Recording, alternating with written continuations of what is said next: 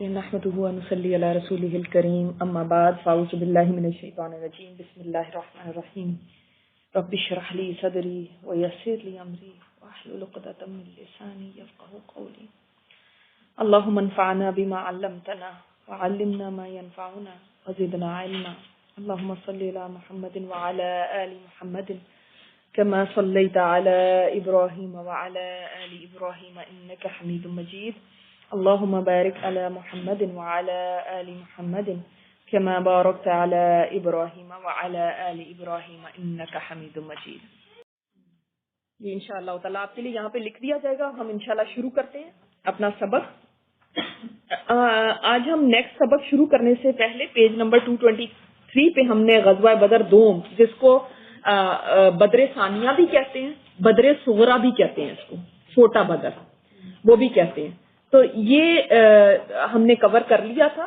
اور اس کے اندر ہم نے جہاں پہ اینڈ کیا تھا وہاں پہ میں نے آپ کو کہا تھا کہ ہم اس کے اوپر بعد میں بات کریں گے، اور وہ تھا ربیع الاول 5 ہجری میں ڈاکوؤں کی سرکوبی کے لیے دومت الجندل تشریف لے گئے، اور یہاں جو وہاں پہ واقعہ ہوا اس کو ہم دیکھتے ہیں انشاءاللہ تعالی. اس کو کہتے ہیں غزوہ دومت الجندل. یہ بک میں اس کی ڈیٹیل نہیں ہے، بک میں اس کی ڈیٹیل نہیں ہے. انشاءاللہ تعالی ہم ڈیٹیل دیکھتے ہیں کہ کیا اس کی تھوڑی سی بیک گراؤنڈ کیا تھی. ہوا یہ تھا کہ بدر صغرا کے بعد، جیسے میں نے آپ کو کہا کہ بدر دوم بھی کہہ سکتے ہیں، بدر صغرا بھی کہہ سکتے ہیں، بدر ثانیہ بھی کہہ سکتے ہیں. آپ کو اگر میں ٹیسٹ میں پوچھوں تو آپ کو پتا ہونا چاہیے کہ ایک اور بدر بھی ہوئی تھی. تو اس کے بعد تقریباً 6 مہینے تک بڑا اطمینان اور سکون رہا. لیکن آپ صلی اللہ علیہ وسلم کو اطلاعات ملنی شروع ہو گئی تھی کہ شام کے قریب ایک شہر ہے دومت الجندل، اس کے ارد گرد کے جو قبائل ہیں وہ آنے جانے والے لوگوں پر ڈاکے ڈالتے ہیں، ان کو لوٹ لیتے ہیں مسافروں کو. یہ کس قوم کی خصوصیت تھی؟ اور شعیب علیہ السلام کی، اور لوط علیہ السلام والی قوم بھی یہ کام کیا کرتی تھی ویسے. اور انہوں نے مدینے پہ حملے کے لیے بھی ایک جمعیت تیار کر لیا. تو اس وجہ سے آپ صلی اللہ علیہ وسلم نے 1000 مسلمانوں کی نفری لی، اور سن 5 ہجری میں یہاں پہ لکھا ہوا ہے ربیع الاول کے مہینے میں آپ صلی اللہ علیہ وسلم نے ان کی طرف کوچ کیا. دن کے وقت چھپ جایا کرتے تھے مسلمان، اور رات کے وقت سفر کیا کرتے تھے تاکہ دشمن کو پتہ نہ چلے. تو جب وہاں پہنچے تو وہاں پہ وہ لوگ ساروں کو اطلاع مل چکی تھی، وہ ادھر ادھر ہو چکے تھے، اور صرف ان کے جانور وغیرہ وہاں پہ تھے، باقی کوئی بھی ان کو ایسا کچھ بھی نہیں ملا. اور وہ لوگ خود بھاگ نکلے تھے، یعنی ڈاکو قسم کے لوگ. دومت الجندل اس میں بک میں آپ کے پاس بدر صغرا کے پیج میں ہی نیچے لکھا ہوا ہے. تو آپ صلی اللہ علیہ وسلم نے چند دن وہاں قیام فرمایا جیسے کہ سنت تھی، اور ادھر ادھر متعدد دستے وغیرہ روانہ کیے، لیکن کچھ بھی خاطر خواہ کچھ بھی ہاتھ نہ آیا. پھر آپ صلی اللہ علیہ وسلم مدینہ پلٹ آئے. اور یہ جو علاقہ ہے، یہ علاقے کا نام ہے دومت الجندل. یہ شام کے پاس اس کے بارڈر کے قریب ایک شہر ہے. اب اس سے فائدہ یہ ہوا کہ ایک طرف اس سے پہلے کیا چیز بہت بڑا واقعہ کیا ہوا تھا؟ نہیں، اس کے بعد جو لاسٹ ٹائم ہم نے کیا بہت بنو نذیر کی ضلع وطنی کا، ان کو ایکسپیل کرنے کا. ٹھیک ہے، تو ایک یہودیوں کے پر بھی ایک دھاک بیٹھ گئی. منافقین نے بھی جب دیکھا کہ یہ مسلمان تو بڑے اسٹرانگ ہو رہے ہیں تو وہ بھی تھوڑے خاموش ہو گئے. اور بدر صغرا میں ابھی قریش واپس گئے ہیں، ٹھیک ہے، تو وہ بھی ذرا تھم کے بیٹھ گئے، اور مسلمانوں کو تھوڑا سا موقع ملا اسلام کو پھیلانے کا. آج ہم انشاءاللہ تعالی جو غزوہ دیکھ رہے ہیں وہ ہے غزوہ احزاب، اور اس کو غزوہ خندق بھی کہتے ہیں. اور ساتھ ساتھ اگر ہم ریلیٹ کریں قرآن کریم سے تو آپ کو یہ بات اچھی طرح پتا ہونی چاہیے. ہو سکتا ہے میں ٹیسٹ میں پوچھوں یہ بات کہ بدر کی جنگ کا ذکر کس صورت میں ہے، احد کی جنگ کا ذکر کس صورت میں ہے، یا کس صورت میں کس جنگ کا ذکر ہے. ٹھیک ہے، اسی طرح اس جنگ کا ذکر کس میں ہے؟ قرآن کریم میں سورۃ الاحزاب. نام سے ہی پتا ہے، وہ تو آپ کو زیادہ نہیں یاد کرنے کی ضرورت پڑے گی. تو سورۃ الاحزاب میں ہے یہ غزوہ خندق کا ذکر. شوال اور ذی قعدہ 5 ہجری، پیج نمبر 224. ابھی سب لوگ ٹیسٹ کی فکرات چھوڑ کے اس وقت جو ہم پڑھ رہے ہیں انشاءاللہ اس کے اوپر توجہ کریں. اچھا، اس کے اندر بعض مفسرین جیسے بخاری وغیرہ کا موقف یہ ہے کہ یہ 4 ہجری میں ہوئی ہے، لیکن دوسرے جو سیرت نگار ہیں، سیرت لکھنے والے، ان سب کا خیال ہے کہ یہ 5 ہجری میں جنگ ہوئی ہے. ٹھیک ہے، تو یہ تھوڑا سا اوپینین، ڈفرنس آف اوپینین ہے، لیکن ہم یہاں پہ دیکھتے ہیں کہ 5 ہجری میں. اب کیا ہوا، کیا وجہ بنی اس جنگ کی؟ آپ کو میں نے لاسٹ ٹائم کہا تھا، انشاءاللہ نیکسٹ کلاس میں میں آپ لوگوں کا چیک کروں گی کہ آپ لوگوں نے ہر غزوہ اور ہر خاص طور پہ غزوات، سر یہ بھی آپ کر سکتے ہیں کہ آپ ان کی پوائنٹ وائز بنائیں، جیسے ایک روڈ میپ ہوتا ہے، کتنے لوگ تھے، کس کے اور کس کے درمیان ہوا، کون لے کر جا رہا تھا، تاکہ آپ کے گڑبڑ نہ ہو جائے نوٹس کے اندر کہ کہاں پہ کیا لکھا ہوا ہے اور کس ہجری کس منتھ میں ہوا. ٹھیک ہے، تو وہ آپ ایک اس طرح پیج پہ لکھیں گے، جیسے اسٹاپ پہ آپ نے لکھ دیا نا 4 ہجری، مثلاً 5 ہجری ربیع الاول، تب آپ کو پتا ہے 5 ہجری ربیع الاول اور ساتھ اس کا نام سریہ کا یا غزوہ کا، تو اس سے آپ کو پھر نیچے کون کس کے مقابلے میں، اس طرح نفری کتنی تھی، کافروں کی کتنی تھی، مسلمانوں کی کتنی تھی، پوائنٹ وائز ایسے ہو. ٹھیک ہے، تو یہ آپ لوگ کر لیں گے تو آپ کے ذہن میں ایک چیز بیٹھ جائے گی. پھر نتیجہ کیا نکلا، نتیجہ کیا، جیسے بحیرہ مومنہ کا آپ کر سکتے ہیں، رجی کا آپ کو اسی طرح کر سکتے ہیں. تو ایک پیج پہ صرف ایک کا ہو، نیکسٹ پیج پہ دوسرے کا آپ، اور ڈیٹ وائز ٹائم لائن کا خیال رکھیے گا، کون سا پہلے کون سا بعد میں کون سا بعد میں، اسی طرح آپ کے نوٹس میں ہونا چاہیے. نہیں، کوئی ڈیٹیل نہیں، اونلی پوائنٹس، بلٹس میں. ٹھیک ہے، جیسا کہ گزر چکا کہ رسول اللہ صلی اللہ علیہ وسلم نے جو حکیمانہ اقدامات کیے تھے ان کی بدولت ہر طرف امن و امان چھا گیا تھا. چنانچہ غزوہ بنو نذیر کے بعد 1.5 سال سے زیادہ عرصے تک کوئی قابل ذکر واقعہ پیش نہیں آیا. ٹھیک ہے، ایکسپٹ فار یہ جو دومت الجندل تھا، اس کے علاوہ کوئی ایسا بہت بڑا واقعہ کچھ نہیں پیش آیا. یہ جو بدر سکرا ہوا تھا، یہ آپ نے دیکھ لیا کہ بیچ میں یہ ہوا.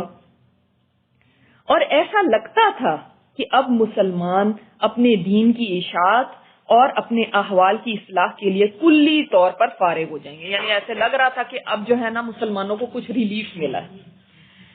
لیکن یہ یہود تھے جنہیں مسیح علیہ السلام نے سانپ اور سانپوں کی اولاد کہا ہے، جنہیں گوارا نہ تھا کہ مسلمان چین کا سانس لے سکیں.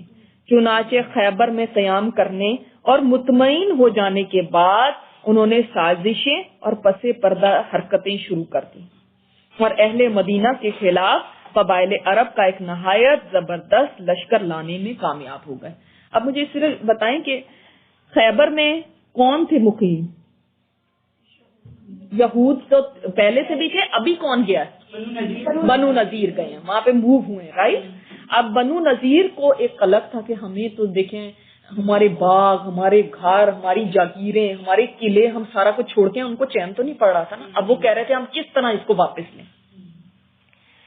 تو اب وہ انہوں نے اس کے لیے، ظاہر ہے جب اتنا بڑا ان کا ایک نقصان ہوا تھا، جاتے وقت بھی کچھ ساتھ تو نہیں لے جا سکے تھے سوائے جو اونٹوں کے اوپر لاتا تھا.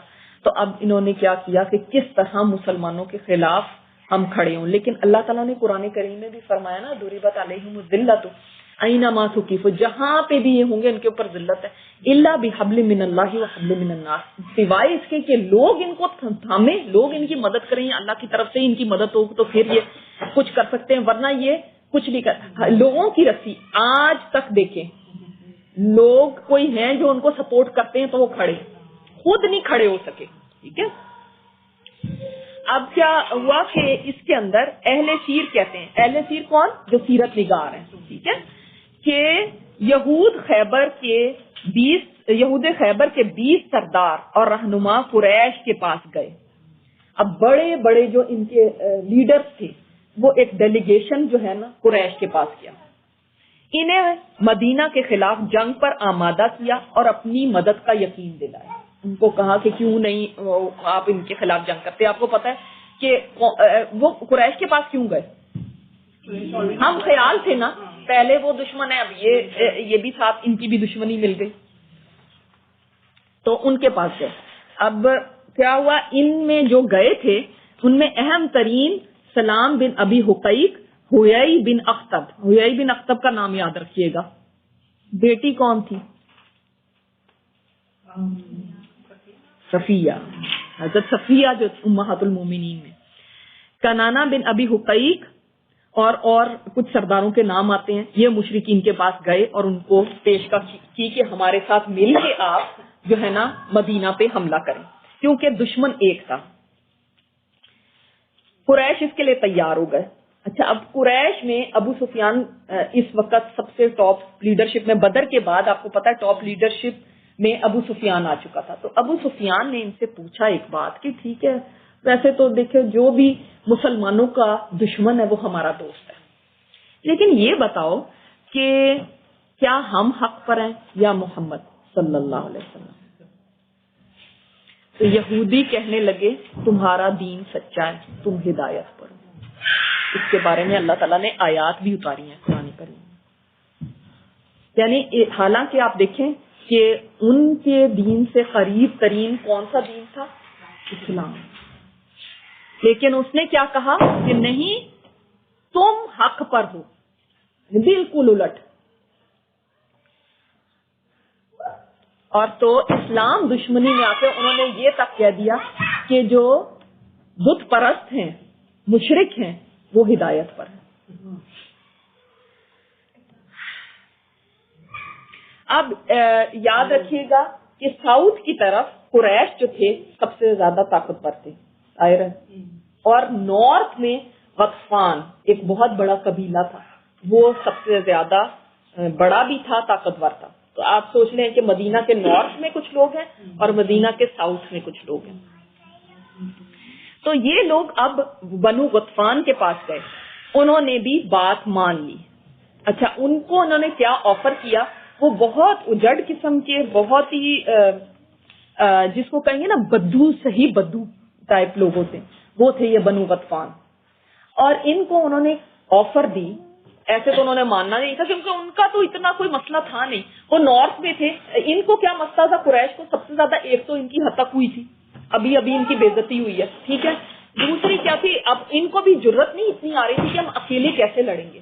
تو انہوں نے کیا کہا کہ اب تو یہود ہمارے ساتھ مل رہے ہیں اور ہمارا ٹریڈ راؤٹ جو ہے وہ بند ہوا ہوا ہے. ان کو بہت نقصان ہو رہا تھا نا، ان کی تو لائف لائن ہے. غطفان کے پاس ایسا کوئی مسئلہ نہیں تھا، وہ تو نارتھ میں ہی تھے آلریڈی، ان کے پاس کوئی ایسا مسئلہ نہیں تھا، تو ان کو اتنا کوئی لڑنے کا وہ نہیں تھا نا، ان کو مسلمانوں کے ساتھ کوئی تھا. یہ یہود نے ان کو کہا کہ دیکھو اگر تم ہمارے ساتھ مل کے لڑتے ہو تو ہم تمہیں خیبر کی جو پیداوار ہے، کھجور خیبر میں بہت ہوتی تھی، وہ اس کا 1 سال کی پیداوار ہم تمہیں دیں گے. یہ بھی آتا ہے کہ میرا خیال آدھی پیداوار ہم تمہیں دیں گے. تو یہ لوگ اس کے اوپر مان گئے تھے. تو اس طرح انہوں نے ان کو منایا. تو اب دیکھیں لالچ دے کے ان کو اپنے ساتھ لے کر آ رہے ہیں. اس کے بعد دوسرے قبائل میں گھومے اور ان میں سے متعدد قبائل نے جنگ لڑنی منظور کر لی، اور قبائل کو بھی قریش نے اپنے ساتھ ملایا اور ان کو کہا کہ مل کے اور ہم مسلمانوں کے خلاف جنگ کرتے ہیں. اب کچھ نے اپنی طرف سے سواریاں بھیج دی، کچھ نے اپنی طرف سے اسلحہ دے دیا، کچھ نے اپنے مین لڑنے کے لیے اپنے آدمی بھیج دیے، کچھ نے اپنے غلام بھیج دیے لڑنے کے لیے. غلام بھی ہوتے تھے نا اس زمانے میں، اپنے غلام بھیج دیے کہ ہمارے غلام جا کے لڑیں گے ہماری طرف سے. تو ہر ایک نے کچھ نہ کچھ کنٹریبیوشن ضرور کیا، جو چھوٹے چھوٹے قبائل تھے. اور یہ فرسٹ ٹائم تھی کہ باطل جو تھا اس کے نیچے کتنے ہی جھنڈے، ٹھیک ہے، اور ایک طرف اسلام ہے صرف ایک جھنڈا.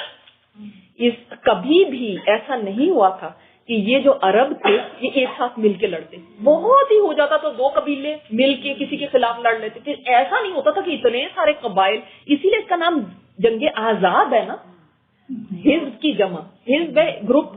تو بہت سارے گروپس مل گئے، ایک جگہ پہ آ گئے مسلمانوں کے خلاف. اس کے بعد سارے قبائل کو ایک منظم پلان کے تحت اس طرح حرکت دی کہ سب کے سب ایک ہی وقت مدینہ کے اطراف میں پہنچ گئے. یعنی نارتھ سے بھی چل رہے ہیں اور ساؤتھ سے یہ لوگ چلیں گے تو ہم کس وقت پہنچیں گے. ایک پلاننگ کی گئی اور اس پلاننگ کے تحت ایک ہی ٹائم پہ ہم مدینہ میں پہنچ جائیں.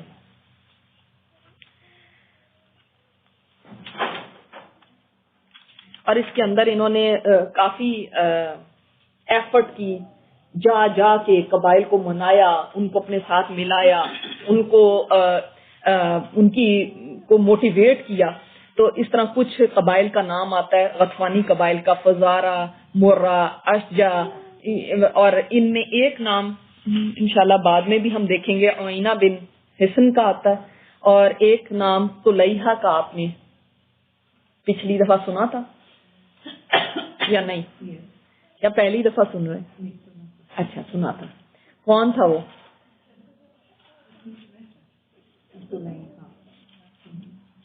دیکھیں آپ صلی اللہ علیہ وسلم نے کتنے قراء کو بھیجا تھا بحیرہ معاونہ؟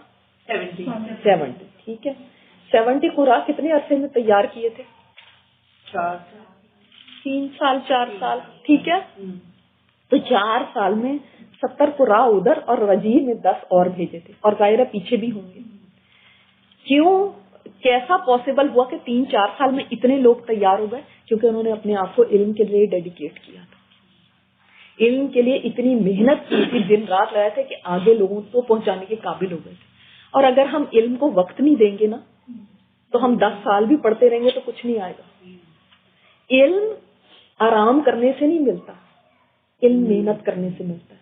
اگر 2 ہفتے بعد آ کے ہمیں یاد ہی نہ ہو, ہاں کہیں سنا سنا تو نام لگ رہا ہے, تو پھر اس کا مطلب علم کے لیے محنت نہیں ہو رہی. اسی وجہ سے 23 سال کے اندر عرب کی حالت بدل گئی تھی, کیونکہ کچھ لوگ تھے جنہوں نے اپنے دن اور رات اور اپنی جانوں کو لگا دیا تھا اور کھپا دیا تھا اس علم کے لیے. اور ہم تو ماشاءاللہ کافی سالوں سے پڑھ رہے ہیں, قرآن بھی پڑھ رہے ہیں, اور قرآن میں بھی سیرت ہو رہی ہے, اور سیرت ویسے بھی پڑھیں, لیکن ابھی تک ہمیں وہ چیزیں نہیں آئی. جب تک ٹیسٹ نہ آئے اس وقت تک ہم نے نہیں کچھ کرنا. ان کے بھی کوئی ٹیسٹ ہوتے تھے, وہ تو سیکھ کے آگے سکھانے والے بن گئے. اگر ہم یہ چاہتے ہیں نا کہ ہمارے ذریعے دین کی کوئی خدمت ہو, تو پھر علم سیکھنے میں پہلے وقت لگانا پڑے گا, پھر سکھانے والے بن سکتے ہیں. ٹھیک ہے, تو اتنی ڈیڈیکیشن چاہیے. تو وہ 4 سال کے اندر اتنے ماہر ہو گئے, ہمیں کتنا عرصہ لگے گا یہ سوچ لیں. مسلم ہو گیا تھا اور پھر مرتد ہو گیا. ہاں, وہ مرتد ہو گیا تھا, اس نے نبوت کا دعویٰ کر دیا تھا نا.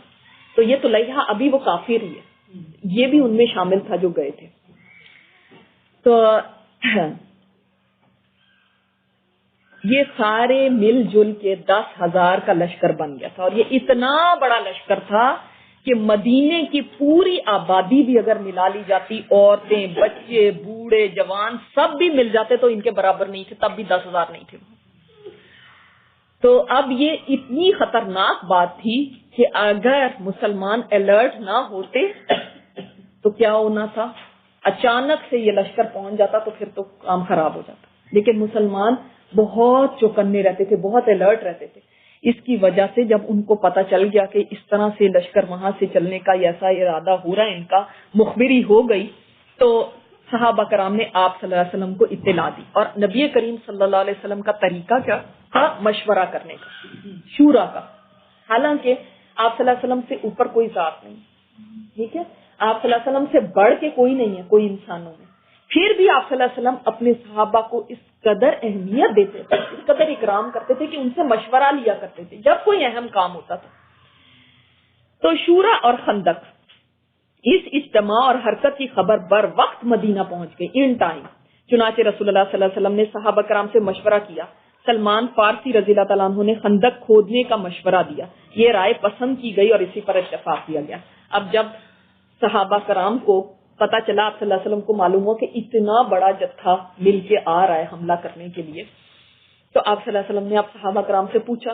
اب بہت زیادہ کوئی اس میں سجیشنز نہیں تھی, کیونکہ کیا سجیشن دیتے, ٹھیک ہے, تقریباً 10-15 دن میں وہ لوگ پہنچنے والے ہیں, اور اس وقت اتنا بڑا لشکر آ رہا ہے, اور یہ سارے بھی مل جائیں, ان کی عورتیں بچے بھی مل جائیں, تو ہم 10,000 کا کہاں یہ, اور وہ اس میں ہر طرح کے لوگ جمع ہو کے آ رہے ہیں. یہ کتنی سکیری بات تھی. اس کا اندازہ آپ کو اس چیز سے لگا سکتے ہیں کہ حضرت ام سلمہ فرماتی ہیں اس بارے میں, اس غزوے کے بارے میں, کہ میں نے آپ صلی اللہ علیہ وسلم کے ساتھ بہت ساری جنگیں دیکھی ہیں جن میں لڑائی بھی ہوتی تھی, خوف بھی ہوتا تھا, آپ آگے بھی دیکھیں گے مریسی کا قصہ آئے گا، خیبر کا آئے گا، حدیبیہ ہے، فتح مکہ ہے، حنین ہے، لیکن فرماتی ہیں کہ ان میں سے کوئی بھی احزاب سے زیادہ تھکا دینے والا اور خوفناک کوئی غزوہ نہیں تھا۔ کیوں اتنا زیادہ کیوں خوف تھا اس کے اندر؟ سارے اور ٹائم تھوڑا تھا، اور نہیں ویسے ان کو کیوں یہ والا کیوں اتنا زیادہ؟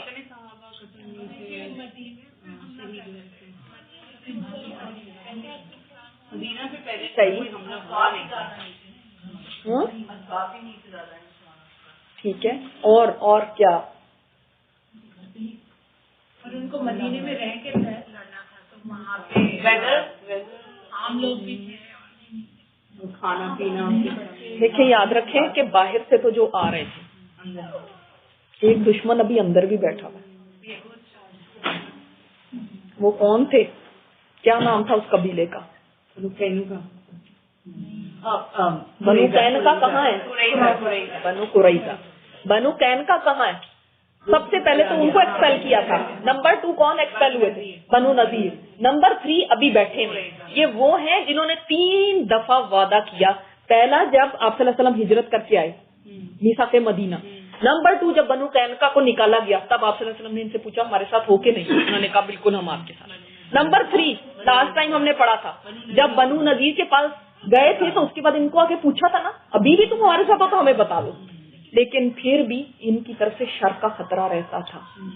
اور تیسری ایک اور چیز کو آپ بھول گئے ہیں اور وہ ہے منافقین۔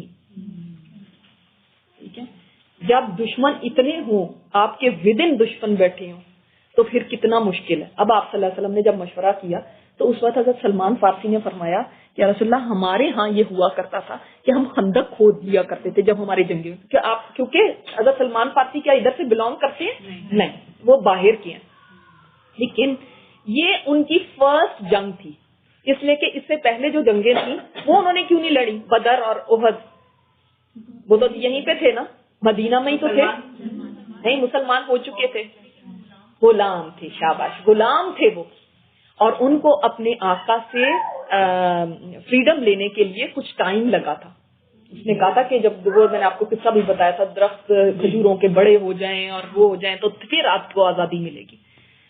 یہ دیکھیں جو چیدہ لوگ ہیں نا ان کا آپ کو پتا ہونا چاہیے کیا، تو یہ ان کی فرسٹ جنگ تھی۔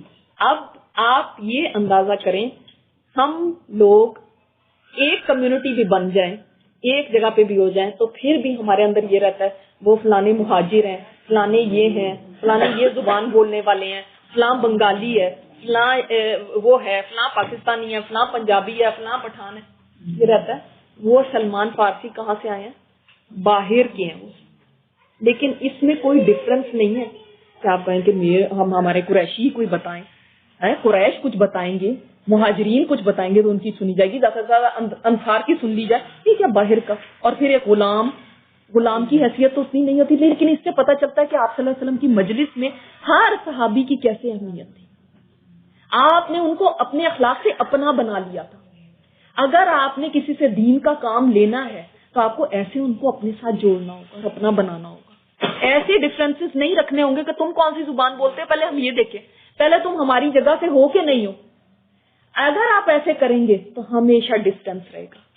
آپ دیکھیں حضرت بلال ہے، حبشی ہیں، کوئی ان کا آپ صلی اللہ علیہ وسلم کے ساتھ ایسا میچ نہیں، کتنی محبت ہے ان کے دل میں آپ صلی اللہ علیہ وسلم کے لیے۔ یہ محبت کیسے پیدا ہوتی ہے؟ ایسے ہی نہیں پیدا ہو جاتی، یہ آپ صلی اللہ علیہ وسلم کا کردار تھا اور اخلاق تھا کہ اپنا بنا لیتے تھے لوگوں کو، کہ لوگ پیار کرنے لگتے تھے، پیار کرنے پہ مجبور ہو جاتے تھے، اور ہم ابھی تک لسانیت سے ہی نہیں نکلے۔ آج بھی ہمارا کوئی سیاستدان کھڑا ہوتا ہے تو وہ لسانیت کا کارڈ پلے کرتا ہے اور ہم اس کے پیچھے چل پڑتے ہیں۔ ہم نے آج بھی ووٹ دینا ہے، میں سندھی ہوں تو سندھی کو ہی دینا ہے، میں پنجابی تو پنجابی کو ہی دینا ہے، چاہے وہ کچھ بھی کہے، چاہے حق پہ کوئی بھی ہو، آئی ڈونٹ کیئر۔ ہم آج بھی ان چیزوں میں بٹے ہوئے، ہم آج بھی ان چیزوں میں بٹے ہوئے کہ وہ عربیوں کی مسجد ہے، وہ بنگالیوں کی مسجد ہے، وہ انڈین کی مسجد ہے، وہ پاکستانی کی مسجد ہے۔ ہم نے تو مسجدیں بھی بانٹ رکھی ہیں، اور اس مجلس میں کوئی آپ دیکھ رہے ہیں یہ کوئی فرق ہے؟ کوئی فرق نہیں ہے۔ آپ ذرا تو اس میں آپ دیکھتے ہیں کہ سب کا مقام، چاہے وہ ایک غلامی سے آزاد ہوا ہے، یاد رکھیں حضرت زید کو آزادی مل بھی چکی تھی، پھر بھی حضرت زینب کے ساتھ کیوں نہیں بنی تھی؟ کیونکہ اس معاشرے کے اندر اگر غلام آزاد بھی ہو جاتا تھا اس کا وہ اسٹیٹس نہیں ہوتا تھا جو کہ ایک آزاد انسان کا. لیکن آپ صلی اللہ علیہ وسلم کی مجلس میں ایسا کوئی بھی اونچ نیچ ہے ہی نہیں، کوئی تفریق ہے ہی نہیں. ایک سلمان فارسی کی بھی رائے کو اسی طرح اہمیت دی جا رہی ہے جیسے کہ کسی بڑے کی، ابو بکر صدیق کی رائے کو اہمیت دی جاتی ہے. یہ سیکھنے کی باتیں ہیں سیرت سے. اچھا، اب آپ نے یہ دیکھا کہ سلمان فارسی نے یہ رائے دی اور اسی پر اتفاق ہوا، کیونکہ مدینہ کے مشرق، مغرب اور جنوب 3 اطراف میں لاوے کی چٹانیں ہیں. کیا ہوا تھا کہ تھاؤزینڈز آف ایئرز پہلے مدینہ میں ایک لاوا پھٹا تھا، اور اس لاوے کا جو جیسے لاوا جب ٹھنڈا ہو جاتا ہے تو اس کی راکس سی بن جاتی ہیں، اس طرح کا راکی سا ایک یعنی جگہ ابھی بھی اگر آپ جا کے دیکھیں تو وہاں پہ اسی طرح راکس ہی ہیں جن میں سے کسی کے آنا نا بہت مشکل تھا. گھوڑے اوپر سے لانا، اونٹ اوپر سے لانا، وہ بہت مشکل تھا. تو اللہ کی طرف سے مدینہ پروٹیکٹڈ تھا اتنے سالوں سے. کبھی مدینہ فتح نہیں ہوا تھا کسی کے ہاتھوں، کوئی بھی اس کو فتح نہیں کر سکا تھا. تو کہاں کہاں؟ ایسٹ میں، ویسٹ میں اور ساؤتھ میں یہ والکینک راکس تھی. اس لیے صرف شمال یعنی نارتھ کی طرف لشکر کے داخلے کے، صرف شمال کی طرف لشکر کے داخلے کے لائق ہے. یعنی ایک نارتھ سائڈ تھی جو ابھی ان پروٹیکٹڈ تھی جہاں سے وہ انٹر ہو سکتے تھے. لہٰذا رسول اللہ صلی اللہ علیہ وسلم نے اسی جانب حرائے شرقیہ اور غربیہ کے درمیان سب سے تنگ مقام منتخب کیا. اگر آپ اس کا میپ دیکھ لیں، رحیق المختوم میں اس کا میپ بھی بنا ہوا ہے، ہو سکتا ہے آپ لوگوں کی بکس میں بھی ہو، کہ ایک ایسٹ اور ویسٹ میں تو یہ والکینک راکس تھی، ایک اور تیسری سائڈ پہ ساؤتھ میں یہ باغات بھی تھے. جب گھنے باغ ہوں کھجور کے درختوں کے تو اس میں سے بھی تو آرمی آ نہیں سکتی مارچ کر کے. 10,000 کا لشکر کیسے اس میں سے انٹر ہو سکتا ہے؟ جب آپ دیکھ لیں یہاں پہ بھی درختوں کے جھنڈ ہوتے ہیں، پلانٹیشن ہوتی ہے، تو آپ اس میں سے گاڑی تھوڑی لے جا سکتے ہیں. چلنا اتنی بڑی فوج کا ناممکن تھا. تو صرف ایک سائڈ تھی جہاں سے وہ انٹر ہو سکتے تھے. اس سائڈ پہ آپ صلی اللہ علیہ وسلم نے اس کو لائن ڈرا کی کہ یہاں پہ خندق کھودی جائے گی جو کم و بیش 1 میل ہے. اب 1 میل بعض آپ کو بکس میں اور 5 کلومیٹر کا بھی ملے گا، بعض جگہ پہ 2 میل کا بھی ملے گا، بعض کہیں اور، مگر رفلی 1-1.5 میل آپ کہہ لیں. اور 1-1.5 میل کا راستہ آپ اگر آپ کبھی واک کرتے ہیں تو آپ کو پتا ہوگا کہ 1-1.5 میل کا راستہ کتنا ہوتا ہے، اور اتنی جگہ پہ خندق کھودنی ہے. جی نہیں، ابھی وہاں پہ خندق نہیں، مگر آپ کو جب وہ وہاں پہ لے کر جاتے ہیں تو وہ بتاتے ہیں آپ کو کہ یہاں پہ خندق کھودی گئی تھی اور خندق کیسی تھی اور کیا تھا، وہ اس کو آپ کو ٹور کراتے ہیں وہاں کا. اچھا، وہاں خندق کھود کر دونوں ہروں کو ملا دیا، یعنی جو والکینک راکس تھے ایسٹ اور ویسٹ میں، بیچ میں خندق کھود دی گئی. اب نہ ادھر سے آ سکتے ہیں نہ ادھر سے آ سکتے ہیں، اور ایک طرف پلانٹیشن ہے، تو اس طرف یعنی نارتھ کی طرف کو خندق کھود دی گئی. اور دونوں ہروں کو، ہرے کون سے ہیں؟ والکینک راکس جو ہیں. مغرب میں یہ خندق سلا پہاڑی کے شمال سے شروع ہوتی ہے اور مشرق میں مقام شیخین کے پاس ہرہ شرقیہ کے ایک بڑے ہوئے سرے سے جا ملتی ہے. یعنی یہ بتایا گیا کہ کہاں کہاں سے کس طرح سے اس کو ملایا گیا تھا. اب اس کے بارے میں کہا جاتا ہے کہ یہ خندق کافی یعنی ایسی تھی کہ اس کے لیے ظاہر سارے جتنے بھی مسلمان تھے، مرد، جوان، بوڑھے، جتنے بھی تھے وہ سب اس کے اندر شامل ہوئے اس کو کھودنے کے لیے. اور آپ صلی اللہ علیہ وسلم نے ہر 10 آدمیوں کو 40 ہاتھ خندق کھودنے کا کام سونپا. 40 ہاتھ سمجھ لیں کہ 40 فیٹ، 10 آدمیوں کے ذمہ تھا 40 فیٹ خندق کو کھودنا. اور خود خندق کھودنے اور مٹی دھونے میں شریک ہو گئے. آپ صلی اللہ علیہ وسلم خود پیچھے نہیں رہے تھے بلکہ خود بھی اس میں شامل تھے خندق کو کھودنے میں. اور یہ میں آپ کو بتاتی ہوں کہ اس کی چوڑائی جو تھی وہ تقریباً 13 فٹ تھی، اور اس کی جو یعنی گہرائی تھی، گہرائی وہ تقریباً 7-8 ذراع آرم لینتھ آپ کہہ سکتے ہیں، اتنی تھی، اتنی اس کی ڈیپتھ تھی. اور میں نے آپ کو 13 فٹ تقریباً، لیکن اس کے اندر بھی کئی وہ ہیں کہ 13 فٹ تھی یا کتنی تھی. مگر ایک بات یاد رکھیں کہ گھوڑا چھلانگ لگاتا تو وہ مشکل تھا اس کے لیے چھلانگ لگانا. اس بارے میں اور بھی کئی یعنی آپ کو فیکٹس اینڈ فگرز ملیں گے.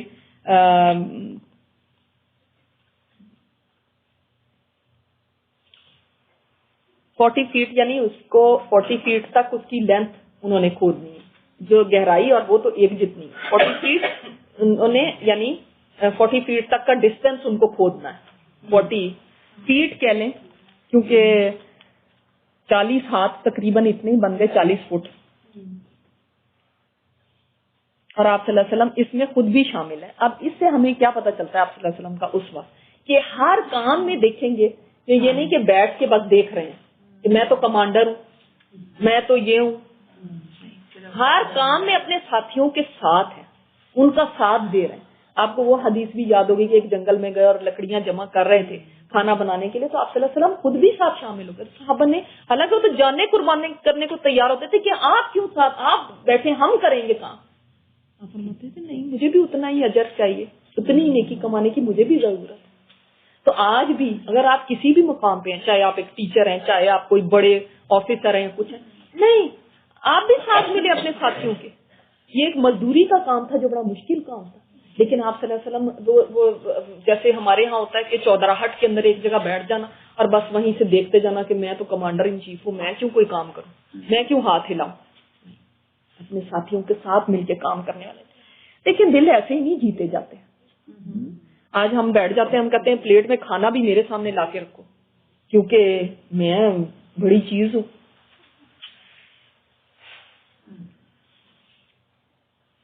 تو مسلمانوں نے پوری محنت کے ساتھ وہ خندق کھودنی شروع کر دی. اور آپ صلی اللہ علیہ وسلم مٹی بھی ڈھو رہے تھے. ظاہر ہے جب خندق کھودیں گے تو مٹی نکلے گی، تو مٹی بھی تو آپ نے دیکھا ہوگا مزدوروں کو کیسے وہ مٹی ڈھو ڈھو کے لے کے جاتے ہیں سر پہ رکھ کے. کبھی یعنی ایسے کام میں بھی ساتھ شامل تھے، بالکل مزدوری والا کام. اور لوگ رجز پڑھتے تھے. رجز کیا ہے؟ یعنی جیسے شعر و شاعری.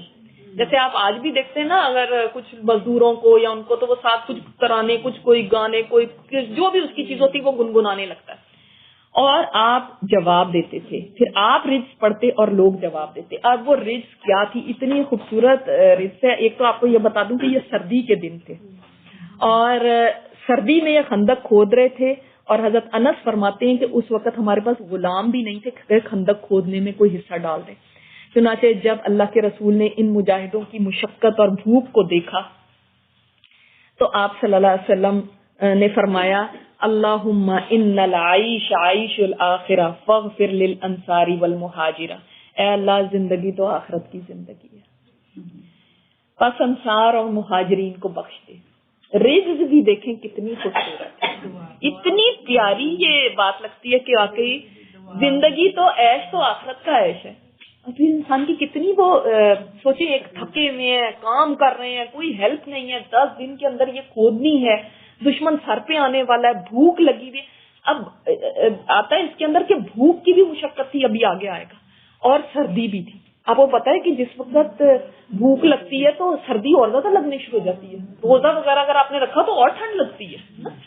تو اب بھوک ہے، اوپر سے سردی ہے، اور بھوک کے اندر اگر کام کرنا پڑ جائے، ہم تو روزہ رکھ کے ہی سر باندھ لیتے ہیں کہ آج روزہ رکھا ہوا. تو بھوک میں کھدائی کر رہے ہیں، اتنا مشقت والا کام ہے، اور اس کے اندر ساتھ ساتھ یہ رزق پڑھ رہے ہیں. اور مجاہدین جو مدینہ کے گرد خندق کھودنے میں مصروف تھے اور مٹی کو اپنی کمروں پہ ڈھو رہے تھے، اپنی کمر پہ رکھ رکھ کے لے کے جا رہے تھے. تو وہ کیا پڑھ رہے تھے؟ نحن الذین بایعوا محمدا علی الجہاد ما بقینا ابدا.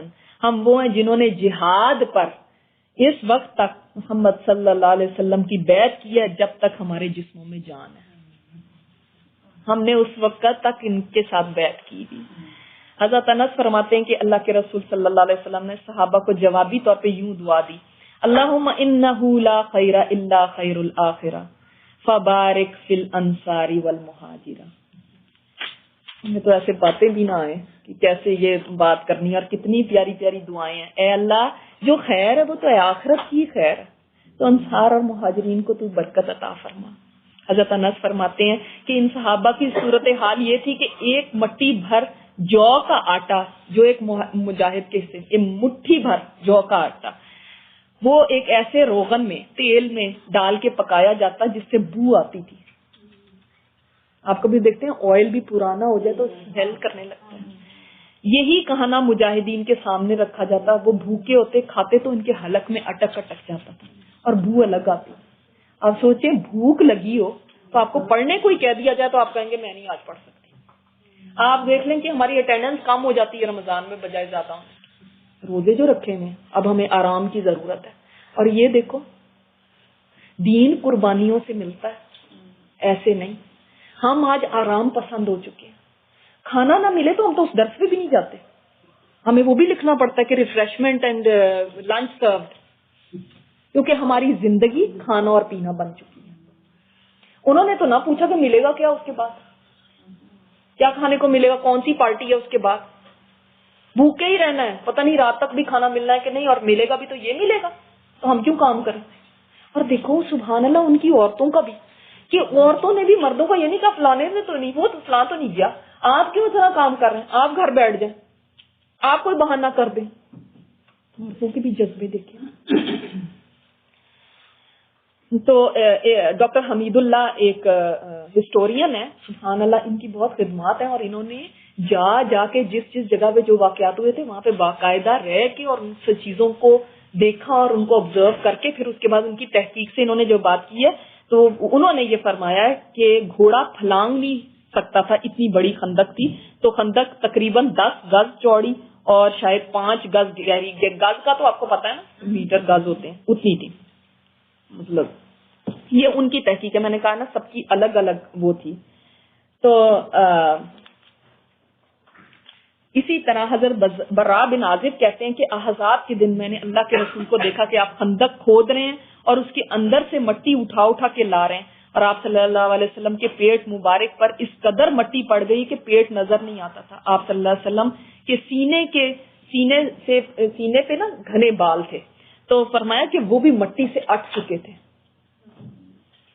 تو میں نے خود سنا آپ صلی اللہ علیہ وسلم مٹی ڈھوتے ہوئے حضرت ابن رواحہ کے جنگی اشعار پڑھ رہے تھے, اور وہ کیا تھے اشعار, اے اللہ اگر تو کرم نہ کرتا تو ہمیں سیدھا راستہ نہ ملتا, ہم صدقہ کرتے نہ نماز پڑھتے, بس ہم پر تو اپنی طرف سے سکینت نازل فرما, اور اگر ہمارا آمنا سامنا ہو جائے تو ہمیں ثابت قدمی عطا فرما. یہ لوگ ہمارے پر ظلم سے چڑھ آئے ہیں, جب یہ ہمیں آزمائش سے دوچار کرنے کا ارادہ بناتے ہیں تو ہم انکاری ہو کر ڈٹ جاتے ہیں کہ ہم انکار کرتے ہیں ان کے اس کا. اسی کا یہاں پہ بھی یہ شعر اس طرح آتے ہیں, اللہم لولا انت مہتدینا ولا تصدقنا ولا صلینا فانزلنا سکینتا علینا وثبت الاقدام ان لقینا ان الاولا رغبوا علینا وان ارادوا فتنة ابینا. تو ابینا کو آپ صلی اللہ علیہ وسلم بولتے تھے لمبا کر کے, اور پیچھے سارے صحابہ ابینا, ہم بھی انکار کرتے ہیں اس کا کہ اللہ اگر انہوں نے کوئی فتنہ چاہا تو ہم ہرگز سر نہیں جھکائیں گے, ہم انکار کریں گے. تو مسلمان ایک طرف اتنی گرم جوشی سے کام کر رہے تھے, اور یہاں پہ جیسے آتا ہے لوگوں نے خندق کھودنے میں بڑی مشقتیں برداشت کی, بالخصوص جاڑے مطلب سردی اور بھوک کی شدت, چنانچہ ہتھیلی بھر جو لائے جاتے بارلے, اور بو دینے والی چکنائی کے ساتھ کھانا بنایا جاتا, لوگ اسی کو کھا لیتے, حلق سے اس کا گزرنا مشکل ہوتا. لوگوں نے رسول اللہ صلی اللہ علیہ وسلم سے بھوک کی شکایت کی اور اپنے پیٹوں پر ایک پتھر بندھے ہوئے دکھلائے, تو آپ صلی اللہ علیہ وسلم نے انہیں پیٹ پر 2 پتھر دکھلا دیے. پتھر کیوں باندھے جاتے تھے؟ ہم ہمیشہ پڑھتے ہیں پیٹ پہ پتھر باندھے تھے, پیٹ پہ پتھر باندھے تھے, کیوں باندھے جاتے تھے؟ لیکن جب پیٹ خالی ہو اور پیٹ میں بھوک ہو تو بھوک کے بھی ایک ابال اٹھتے ہیں نا, تو اس وقت وہ کپڑے میں پتھر ڈال کے اور کس کے باندھ لیتے تھے, اس سے ایسے لگتا تھا جیسے پیٹ پہ کچھ ہے, ٹھیک ہے, اور وہ ابال آنے کم ہو جاتے تھے. اللہ تعالیٰ معاف فرمایا, ہم سب کو محفوظ رکھے, لیکن ہمیں اندازہ نہیں کہ بھوک کے ابال کیا ہوتے ہیں. جو پیٹ سے اٹھتی ہے یہ بھوک, جو بھوک کی وجہ سے ہوتی ہے وہ کیا چیز ہوتی ہے. استغفر اللہ. ہمیں تو اپنے وزن کم کرنے کے لیے کیا کیا کرنا پڑتا ہے, اور ان کا یہ حال تھا کہ بھوک کی وجہ سے پیٹ پہ پتھر باندھ رہے ہیں اور ساتھ مشقت کر رہے ہیں. آپ مجھے بتائیں کہ اچھے حالوں پہ ہم مشقت کرنے کو تیار نہیں ہوتے, تو بھوکے پیٹ مشقت کیا کریں گے؟ کیونکہ ہمارا تو اٹھنا بیٹھنا صبح ہوتی نہیں ہے تو کھانے سے شروع ہوتا ہے, اور رات تک بس کھانے کے ہی خواب آتے رہتے ہیں. اور کہیں کوئی فنکشن کرنا تو سب سے پہلے لسٹ میں دیکھنا کیا لکھا جاتا ہے کہ وہاں پہ کھانے کی ڈش ہم نے کیا رکھنی ہے. تو جب دین والوں کا بھی یہی حال ہے, پھر اور کیا کسی کو شکایت کریں گے. ان کو دیکھیں, نو فوڈ انسینٹیو, پھر بھی کام کیے چلے جا رہے ہیں. اور آپ نے دیکھا ہے جب بھوک بہت لگی ہوتی ہے تو سب سے زیادہ کیا ہوتی ہے؟ لڑائی, ہے نا.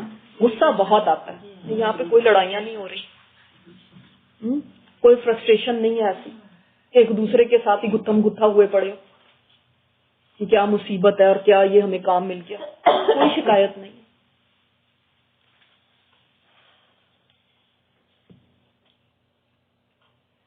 خندق کی کھدائی کے دوران بعض نشانیاں بھی دیکھنے میں آئیں. اب کچھ معجزات کا ذکر ہے جو آپ صلی اللہ علیہ وسلم کے معجزات یا خندق کی کھدائی میں. ابھی ہم جنگ عذاب تک پہنچے نہیں ہیں, ابھی خندق کی کھدائی پر ہی ہیں. یہاں پہ 3 واقعات آپ کو 1 2 3 کر کے میں بتاؤں گی تاکہ آپ کے ذہن میں رہیں کہ کیا کیا واقعات ہیں. پہلا واقعہ حضرت جابر, نمبر 1 لکھ لیں. حضرت جابر رضی اللہ تعالیٰ عنہ نے رسول اللہ صلی اللہ علیہ وسلم کی بھوک کی سختی دیکھی تو صبر نہ کر سکے. اپنی بکری کا ایک بچہ ذبح کیا اور ان کی بیوی نے ایک ساتھ تقریباً 2.5 کلو جو پیسا. پھر انہوں نے خفیہ طور پر رسول اللہ صلی اللہ علیہ وسلم کو چند صحابہ سمیت دعوت دی, مگر رسول اللہ صلی اللہ علیہ وسلم سارے اہل خندق کے ساتھ, جن کی تعداد 1000 تھی, چل پڑے اور سب نے شکم سے ہو کے کھانا کھایا. پھر بھی ہانڈی بھری ہوئی ابلتی اور آٹے سے روٹی پکتی رہی. اب میں سب سے پہلے ابھی اس کو ڈیٹیل میں آپ کو بتاتی ہوں. جابر بن عبداللہ کون تھے؟ جن کے فادر فوت ہوئے تھے, اور ان کے پاس وہ اونٹنی تھی جو کمزور تھی, جو پیچھے رہ جاتی تھی, اور آپ صلی اللہ علیہ وسلم نے ان سے خرید لی تھی اور اونٹنی بھی دے دی اور قیمت بھی دے دی. اور پھر ان کے بارے میں کیا ہوتا ہے کہ ان کی 7 یا 9 شاید بہنیں تھیں, اور انہوں نے پھر شادی کی تھی عمر رسیدہ ذرا اپنے سے ایک بڑی عمر کی عورت سے, تاکہ وہ بہنوں کو بھی دیکھ سکے. ٹھیک ہے, تو یہ وہ والے جابر بن عبداللہ ہے. یہ ان کے بارے میں آتا ہے کہ ان سے دیکھا نہیں جا رہا تھا کہ آپ صلی اللہ علیہ وسلم اتنی بھوک میں, تو گھر آئے. اب وہ یاد رکھیں, وہ انہوں نے شادی کی تھی نا, وہ بیویاں گھر پہ, تو اب آپ سے کڑیاں ملا سکتے ہیں نا. اب جو آپ نے ادھر ادھر سے واقعات سنے ہوتے ہیں, جب سیرت پڑھتے ہیں ساری کڑیاں آپس میں ایسے مل جاتی ہیں. ٹھیک ہے, ہمیں ایسے لگنا چاہیے جیسے کہ ہمارے جاننے والے ہیں یہ کوئی لوگ, ہے نا. ایسے لگنا چاہیے, ایسے ان کے ساتھ مانوس ہو جائیں ان ناموں کے ساتھ آپ, اور ان کو ایسے جاننے لگے. ٹھیک ہے, آخر لوگ یہ ایکٹروں کی اور گیم والوں کی اور یہ اسپورٹس والوں کی, ان کے بھی تو نام یاد رکھتے ہیں. وہ کوئی ہمارے گھروں والوں کے نام تھوڑی ہوتے ہیں, تو وہ کیسے کیسے نام یاد رکھتے ہیں. تو یہ بھی ہمارے لیے اب ایسے ہو جانے چاہیے. تو کہتے ہیں کہ میرے سے دیکھا نہیں جا رہا تھا کہ آپ صلی اللہ علیہ وسلم اس قدر بھوک ہیں. تو یہ گھر آئے اور انہوں نے آ کے بیوی سے کہا کہ گھر میں کچھ ہے کھانے کے لیے. تو انہوں نے کہا کہ بھئی صرف یہی ہے کہ بکری کا بچہ ہے, وہ تو کمزور سا, اور تھوڑا سا آٹا ہے. تو انہوں نے بکری کا وہ جو بچہ تھا وہ ذبح کیا, اور انہوں نے کہا اپنی بیوی سے کہ ٹھیک ہے تم کھانا تیار کرو اور میں جا کے آپ صلی اللہ علیہ وسلم کو بلا کے لاتا ہوں.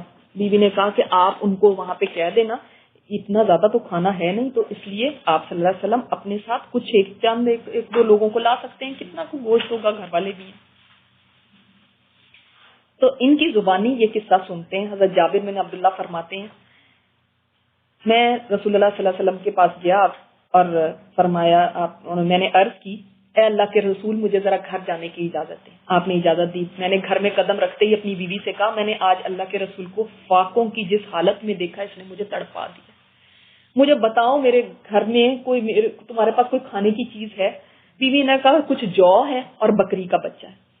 ایک روایت میں ہے کہ وہ چمڑے کا ایک تھیلا نکال کر میرے سامنے لے آئی اور کہا اس میں ایک سا تقریباً کہا جاتا ہے 2.5 کلو جوان، اور یہ بکری کا ایک بچہ ہے بندھا ہوا۔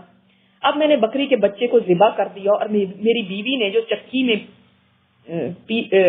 چکی پیستی تھی اس میں جو ڈال دیا۔ جب میں گوشت بنانے سے فارغ ہوا تو جو بھی پیسنے سے وہ فارغ ہو گئی۔ میں نے بوٹیاں کی اور گوشت ہانڈی میں ڈال دیا اور اللہ کے رسول صلی اللہ علیہ وسلم کی خدمت میں حاضر ہونے کا چلا۔ میری بیوی مجھے کہنے لگی دیکھنا رسول اللہ صلی اللہ علیہ وسلم کو اور آپ کے صحابہ کے سامنے مجھے شرمندہ نہ کرنا، یعنی کھانا بہت تھوڑا سا ہے، بہت زیادہ لوگ نہ لے آنا، عورتوں کو زیادہ فکر ہوتی ہے نا کتنے لوگ زیادہ نہ آ جائیں۔ چنانچہ میں اللہ کے رسول کی خدمت میں حاضر ہوا۔ اب گوشت پکنے کو تھا اور آٹا گوندا جا چکا تھا۔ میں نے اللہ کے رسول کے کان میں آہستہ سے کہا، بڑی رازداری میں کہ سارے سن نہ لیں، کہ اے اللہ کے رسول، ہم نے بکری کا ایک بچہ ذبح کیا اور جس قدر جو ہمارے پاس تھے اس کا آٹا بھی تیار کر دیا، وہ ایک سا ہے، بتا بھی دیا کہ اتنا سا ہے بس، لہٰذا تشریف لائیں اور اپنے ساتھ چند ایک مجاہدین کو بھی لے آئیں۔ اللہ کے رسول کھڑے ہوئے اور اعلان فرمایا، خندق کھودنے والوں، جابر نے دعوت پکائی ہے، سب کام یہی چھوڑ دو اور جلدی چلو۔ سبحان اللہ۔ اب یہ بھی سنیں نا، یہ اعلان کرنے کے بعد رسول کریم صلی اللہ علیہ وسلم نے مجھے حکم دیا اپنی ہانڈی چولہے سے نیچے نہ اتارنا، نہ آٹا پکانا شروع کرنا جب تک میں نہ آ جاؤں، اور یہ دوڑے گھر کی طرف کو۔ آ کے بیوی کو کہا کہ صورتحال بتائی، تو اس نے پوچھا کہ آپ نے لوگوں کو دعوت دی یا آپ صلی اللہ علیہ وسلم نے دعوت دی؟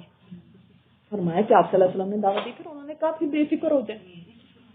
اتنا ٹرسٹ تھا کہ جب انہوں نے دعوت دی ہے نا تو پھر اللہ تعالیٰ ضرور برکت ڈالے گا۔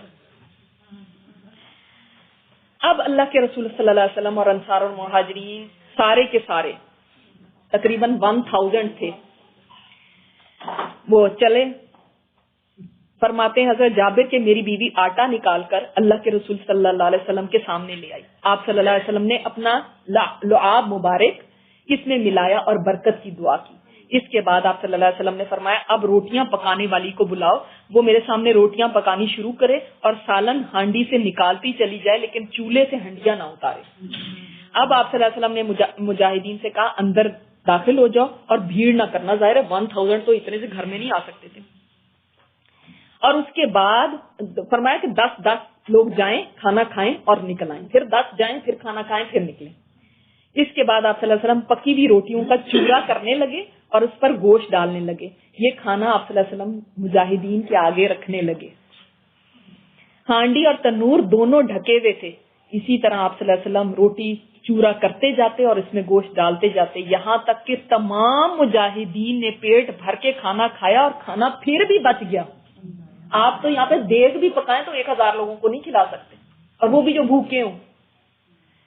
اب آپ صلی اللہ علیہ وسلم نے حضرت جابر کی بیوی کو مخاطب کر کے فرمایا خود بھی کھاؤ، لوگوں کو ہدیہ بھی بھیجو، کیونکہ آج کل لوگ فاقے میں مبتلا ہیں۔ فاقہ تھا مدینہ میں، کیوں تھا فاقہ؟ سردیاں تھیں، بالکل سردیوں کے اندر ویسے ہی جیسے سمجھ لیں ڈاؤن ہوتا تھا اس زمانے میں۔ دوسرا یہ اتنے دنوں سے تو یہ خندق کھود رہے تھے، اور یہ کیسے اپنا بزنس کریں گے، کام کریں گے، کیسے کریں گے؟ حضرت جابر کہتے ہیں صحابہ کی تعداد 1000 کے قریب تھی، میں اللہ کی قسم کھا کے کہتا ہوں سب نے کھانا کھایا مگر کھانا پھر بھی بچ گیا۔ جب سارے مجاہدین واپس جا رہے تھے تو ہانڈی اسی طرح ابل رہی تھی جس طرح شروع میں تھی، اور آٹے کی روٹیاں برابر پک رہی تھی۔ یہ بخاری میں روایت ہے۔ اللہ اکبر۔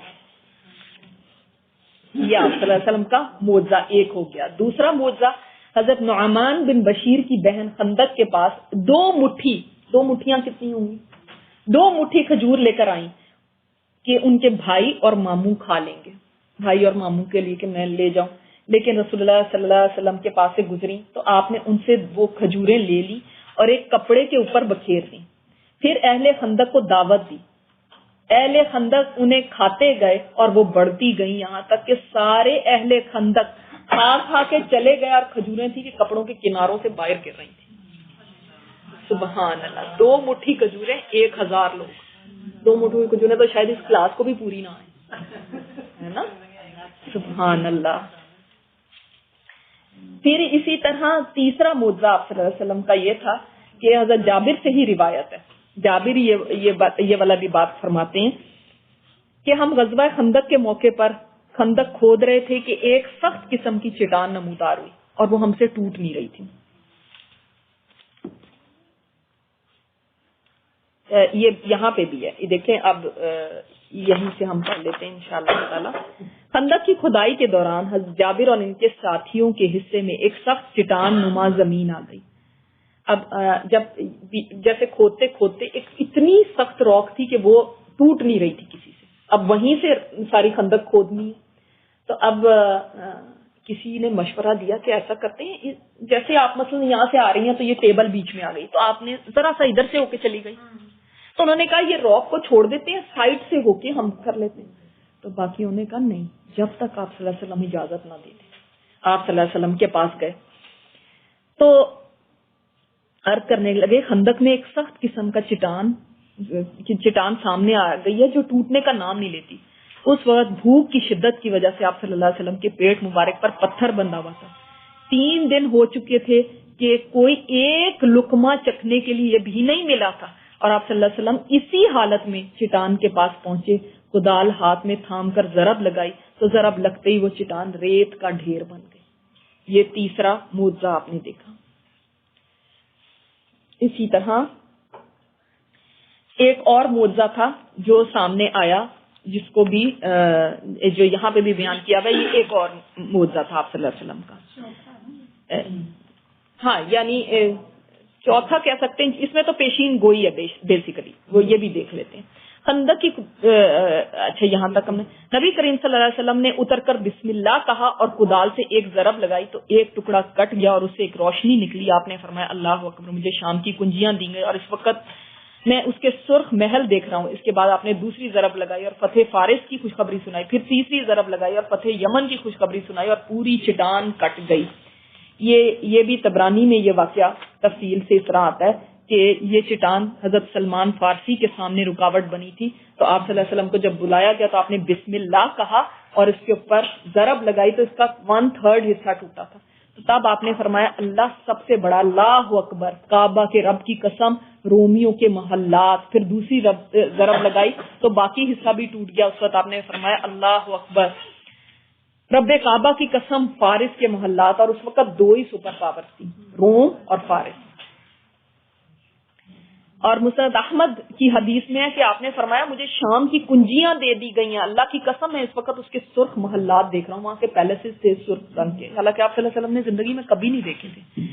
پھر آپ نے جب دوسری ضرب لگائی تو مسند احمد میں یہ ہے کہ دوسرا ٹکڑا بھی ٹوٹ گیا اور آپ صلی اللہ علیہ وسلم نے فرمایا اللہ اکبر, مجھے فارس کی چابیاں نظر آ رہی ہیں, دکھائی دے دی گئی ہیں, اور اللہ کی قسم میں مدائن کا, وہ یہ ان کا کیپٹل تھا, اس کا سفید اس کے مینارے دیکھ رہا ہوں, اس کے سفید مینارے تھے. اور حضرت عمر کے دور میں یہ فتوحات ہوئی تھی, فارس بھی اور ایران بھی. لیکن یہ وہ ٹائم تھا کہ اس ٹائم پہ جب منافقین نے یہ باتیں سنی تھی نا, تو انہوں نے کہا تھا لو جی باتیں کر رہے ہیں یہ فارس اور روم اور ان کی, اور خود کا حال یہ ہے کہ پیٹ پہ پتھر بندھے ہیں. لیکن جو ایمان والے تھے نا, ان کا اتنا ایمان اسٹرانگ تھا کہ جو پیشین گوئیاں کی گئی. حالانکہ حالت اس وقت کیا ہے کہ دشمن آنے لگا ہے, آپ کے پاس کوئی, دیکھیں جو ٹرینچ بھی اگر کھود دی جائے تو وہ ایک ٹیمپرری چیز ہے نا, آپ اپنے آپ کو سیکلوڈ کر رہے ہیں, رائٹ. آپ باہر نہیں جا سکتے, باہر سے کچھ لا نہیں سکتے, آپ اندر ہی رہیں گے. کتنے دن رہیں گے, کتنا عرصہ رہ سکتے ہیں. تو یہ ایک ٹیمپرری سولوشن تھا, تو پرماننٹ تو تھا نہیں کہ پرماننٹ اسی طرح رہیں گے. تو یہ ان کے اوپر اتنا بڑا دشمن آ رہا ہے ساری دنیا مل کے, اور یہ روم اور فارس کے خواب دیکھ رہے ہیں. اللہ اکبر. خندق کے آر پار ادھر قریش اور ان کے پیروکار 4000 کا لشکر لے آئے. 4000 تو قریش ہی لے کر آئے تھے, قریش اکیلے, ان کے ساتھ 4000 تھے, جن کا لیڈر کون تھا, ابو سفیان. ان کے ساتھ 300 گھوڑے اور 1000 اونٹ تھے. ان کا سالار ابو سفیان تھا, اور جھنڈا عثمان بن طلحہ عبدری نے اٹھا رکھا تھا. انہوں نے جرف اور رغابہ کے درمیان روما کے مجتمع اسیال میں پڑاؤ ڈالا. دوسری طرف غطفان اور ان کے پیروکار اہل نجد 6000 کا لشکر لے کر آئے, اور احد کے دامن میں وادی نقمہ کے آخری سرے پر خیمہ زن ہوئے. مدینہ کی دیواروں تک ایسے زبردست لشکر کا پہنچ جانا بڑی سخت آزمائش اور خطرے کا باعث تھا، جیسے کہ اللہ تعالیٰ نے سورہ احزاب میں فرمایا اذ جاءوکم من فوقکم ومن اسفل منکم، کہ جب وہ تمہارے اوپر سے بھی آگے تھے اور نیچے سے بھی۔ اوپر سے کون آئے تھے؟ نارتھ سے غطفان اور ان کے ساتھ والے 6000 لے کر۔ نیچے سے کون آئے تھے؟ ساؤتھ سے۔ نیچے کا مطلب ہے ساؤتھ سے کون آ رہے تھے؟ قریش اور جو ان کے ساتھ کی حلیف، جو بھی ان کے چھوٹے چھوٹے قبائل تھے وہ۔ اور فرمایا اللہ تعالیٰ نے وَإِذْ زَاغَتِ الْأَبْصَارُ، کہ اس وقت نگاہیں گھج ہو رہی تھی، یعنی اتنی جیسے نگاہ پتھر خوف کے مارے، کیونکہ اتنا بڑا لشکر آج تک کبھی نہیں ایسے آیا تھا۔ وہ تو دیکھا ہی نہیں تھا، اربوں نے ہی نہیں کبھی دیکھا تھا، کون اتنے سارے مل کے آ جائے۔ وَبَلَغَتِ الْقُلُوبُ الْحَنَاجِرَ، اور جو دل تھے وہ لگ رہا تھا حلق میں آ گئے، جیسے اتنا شدید خوف تھا۔ اور تم لوگ اللہ کے ساتھ طرح طرح کے گمان کرنے لگے، وَتَظُنُّونَ بِاللَّهِ الظُّنُونَ، اور تم اللہ کے کیا گمان ہو سکتے ہیں بتائیں؟ یہ کیوں کہا گیا تم گمان کرنے لگے؟ اچھے اور برے گمان بتائیں۔ اللہ کا نام لیتے ہیں اور اتنی مشکل صحیح، ہاں، اور ہم مر جائیں گے۔ آپ یاد رکھیں جب بہت سخت حالات ہوں، آپ خود بھی کبھی سوچیں کہ اگر آپ کی زندگی میں کبھی بہت پریشانی کا وقت آیا تو اس وقت سب سے زیادہ یہ خیالات آنے لگتے ہیں، یہ جو گمان آنے لگتے ہیں۔ کبھی جس کا ایمان اسٹرانگ ہوتا ہے وہ تو کچھ گمان رہ جاتا ہے اللہ سے، اور جس کا ایمان ذرا بھی ایسے فلوٹ کرتا ہے یا ایمان پہلے ہی کمزور تھا وہ کیا کہتا ہے کہ ہائے ہمیں تو اچھا ہماری نمازوں کا کیا فائدہ ہوا، ہمارے تو اس کا کیا فائدہ ہوا، اللہ کہاں ہے جو ہماری مدد کے لیے نہیں آ رہا، اللہ نے ایسا کیوں کر دیا، میرے ساتھ یہ کیوں ہو گیا۔ یہ ہوتا ہے امتحان کا وقت۔ جب آزمائش آتی ہے تو اور تو چیزیں جو مشکلیں ہیں، مصیبتیں ہیں، جو وہ اس کی وجہ سے جو پریشانی ہوتی ہے، لیکن سب سے بڑی چیز جو آزمائش کے وقت ہوتی ہے وہ ہے ایمان کو سنبھالنا۔ ایمان کا امتحان ہو جاتا ہے کیونکہ گمان آنے لگتے ہیں، شیطان بھی ایکٹیویٹ ہو جاتا ہے نا فوراً۔ اب اس وقت گمان آنے لگتے ہیں اور بہت چانس ہوتا ہے کہ انسان اللہ سے بدگمان ہو جائے۔ اس لیے فرمایا تم لوگ اللہ کے ساتھ طرح طرح کے گمان کرنے لگے کہ سب ہل گئے، رہ گئے نا کہ یہ کیا ہوا۔ ایک طرح سے ایسے ہونے لگا تھا کہ سمجھ لیں کہ اب سب ختم ہونے لگا، سب ختم ہونے لگا، یہ سب جو ہم نے بنایا، جو سب کیا، یہ سب تو کیا پھر اللہ تعالیٰ کی مدد پھر کہاں ہے؟ جو ہم سے وعدے تھے وہ کیا سچے تھے کہ نہیں؟ یعنی کمزور ایمان والے کا تو یہ ہو جائے گا نا۔ اور آگے آپ دیکھیں گے کہ جو مضبوط ایمان والا ہوتا ہے وہ کیسا ہوتا ہے پھر۔ اور اس میں ہمارے لیے بہت بڑا سبق ہے کہ ہم بھی اپنے ایمان کو ٹیسٹ کس وقت کر سکتے ہیں؟ جب کوئی مشکل ہو، جب کوئی دکھ آئے، جب کوئی پریشانی آئے، جب کوئی تکلیف آئے، جب کوئی بیماری آئے، جب کوئی ایسی آزمائش کا وقت آئے نا، تب چیک کریں کہ اب میرے خیالات کیسے۔ یہاں پہ کس بات کہتے ہیں؟ ظن، گمان۔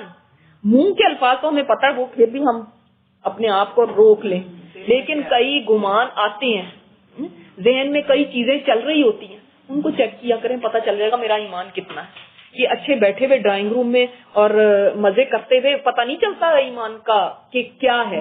یہ ایمان کے ٹیسٹ کا وقت نہیں ہوتا جس کو ہم سوچتے ہیں ہم بڑے ایمان والے ہیں، ہم تو اس طرح کر دیں گے، ہم اس طرح کر دیں گے۔ ایمان کا اصل ٹیسٹ ہی وہ ہے جب مشکل آتی ہے، جب تکلیف ہوتی ہے، جب مصیبت آتی ہے، تب انسان کیا ری ایکٹ کرتا ہے۔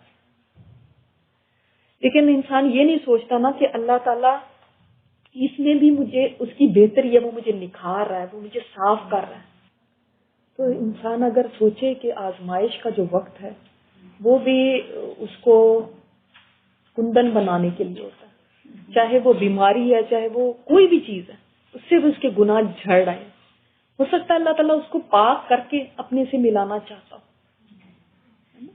اس کے گناہ دھو کے اپنے سے ملانا چاہتا ہے۔ جیسے آپ کسی بڑے آدمی سے ملنے کے لیے جاتے ہیں تو کیا کرتے ہیں؟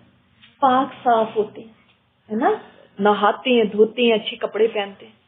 جس نے اللہ سے ملاقات کرنی ہو، کوئی اللہ کے پیارے ایسے بھی ہوتے ہیں، اللہ ان کو پاک صاف دنیا میں ہی کر دیتا ہے کہ میرے سے جب ملاقات ہو تو کلین آئے بالکل۔ لیکن انسان کیا سوچتا ہے؟ کیوں اللہ نے ایسے کیا، کیوں ایسے ہو گیا، یہ کیوں ہوا میرے ساتھ؟ وہ اور اللہ سے بدگمان ہو جاتا ہے. بعض لوگوں کا ایمان ایسا متزلزل ہوتا ہے وہ یعنی استغفر اللہ اللہ کی ذات کا انکار کر دیتے ہیں. بعض نکل جاتے ہیں اس سے. اور ایتھیزم کی اس کے اندر ہم نے یہی بات پڑھی تھی کہ جو لوگ ایتھیسٹ ہوتے ہیں اس کے پیچھے بھی ان کی لائف میں کوئی ایسا حادثہ یا غم یا ایسی کوئی پریشانی آئی ہوتی ہے کہ بس پھر بالکل خدا کا انکار کر دیتے ہیں کہ کوئی خدا ہے ہی نہیں. تو یعنی اس نوبت تک بھی کب انسان پہنچتا ہے جب سخت حالات آتے ہیں, وہ جھنجھوڑ دیا جاتا ہے اور اس وقت وہ بالکل لڑک جاتا ہے دوسری طرف, ایمان ہی چھوڑ دیتا ہے. تو وہ وقت تھا اللہ تعالیٰ نے آزمانا تھا نا. ان لوگوں سے اللہ نے بڑے کام لینے تھے. جس سے بڑا کام لینا ہوتا ہے اس کا امتحان بھی بڑا ہوتا ہے. جو پی ایچ ڈی کر رہا ہے اس کا پی ایچ ڈی کا ہی پیپر ہوگا, اس کو نرسری کا امتحان نہیں دیا جاتا. تو اسی طرح ان سے بڑا کام اللہ نے لینا تھا, ان کے اوپر بڑی آزمائشیں آئیں. اس وقت مومنین کو آزمایا گیا اور انہیں شدت سے جھنجھوڑ دیا گیا. وَزُلْزِلُوا زِلْزَالًا شَدِيدًا, زلزلہ واقعی کے جھنجھوڑ دیا گیا. اللہ نے اتنا زبردست جھنجھوڑا کہ ابھی چھٹ جائے جو ایمان والے پکے ہیں اور جو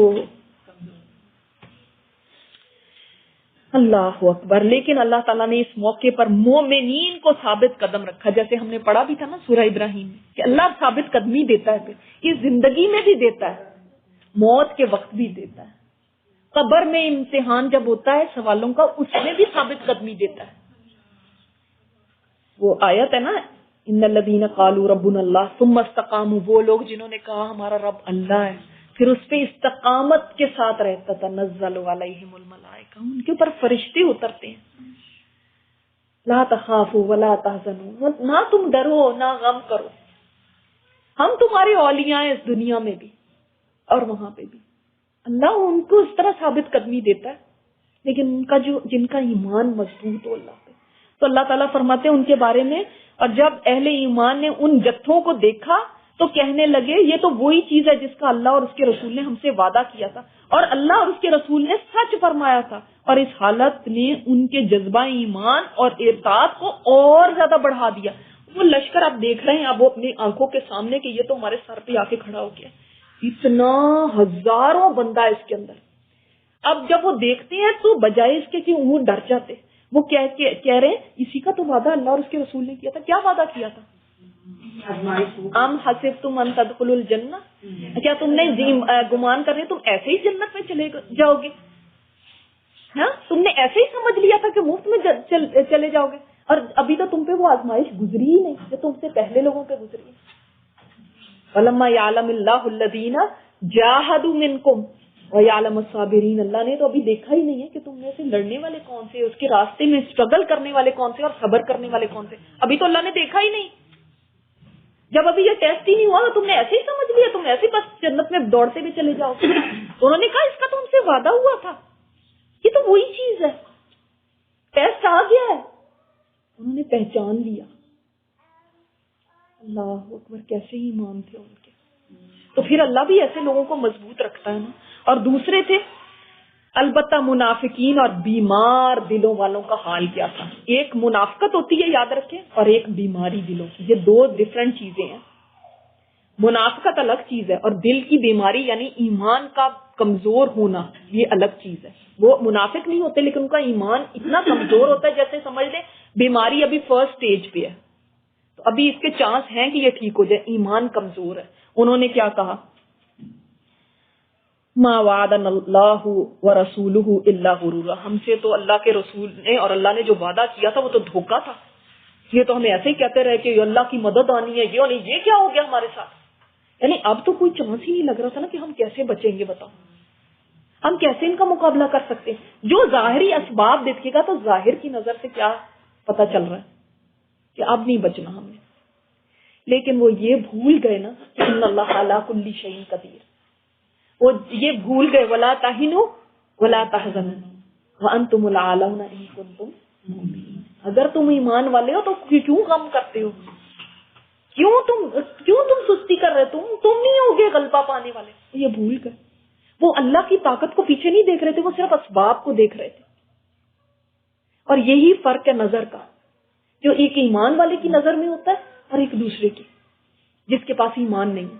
جو ایمان والا نا وہ اس ایمان کی نظر سے دیکھتا ہے, وہ کہتا ہے اللہ جو ہے اور دوسرے کو اللہ نظر نہیں آتا، وہ اپنی بازو پہ بھروسہ کرتا ہے۔ بہرحال رسول اللہ صلی اللہ علیہ وسلم نے مدینہ میں ابن ام مکتوم کو منتظم مقرر کیا، عورتوں اور بچوں کو گڑیوں میں محفوظ کیا۔ عورتوں اور بچوں کو ایک قلعہ تھا وہاں پہ، انصار کا ہی قلعہ تھا، اور اس قلعے میں آپ صلی اللہ علیہ وسلم نے عورتوں اور بچوں کو بھیج دیا تھا کہ یہ اس قلعے میں جا کے بند ہو جائیں، کیونکہ عورتیں اور بچے، اب یہ مرد جب ادھر گئے ہوں گے تو عورتوں اور بچوں کا پیچھے کیا ہوگا، اور الفارے اس کا نام تھا، اس قلعے کا نام جو انصار کا تھا، وہاں پہ ان لوگوں کو بھیج دیا۔ پھر 3000 کا لشکر لے کر نکلے اور جبل صلاح کو پشت پہ پیچھے بیک پہ رکھ کر قلعہ بندی کی شکل اختیار کی۔ سامنے خندق تھی جو مسلمان اور کفار کے درمیان حائل تھی، ادھر مشرکین نے قرار یابی کے بعد تیار ہو کر مدینہ کی طرف پیش قدمی کی۔ جب مسلمانوں کے قریب پہنچتے ہیں تو کیا دیکھتے ہیں کہ ایک چوڑی سی خندق ان کے اور مسلمانوں کے درمیان حائل ہے۔ پہلے تو پڑاؤ کیا تھا نا انہیں تھوڑا دور، اب قریب جب آئے تو دیکھا کہ آگے تو خندق ہے۔ یہ دیکھ کر وہ بھوچکا رہ گئے۔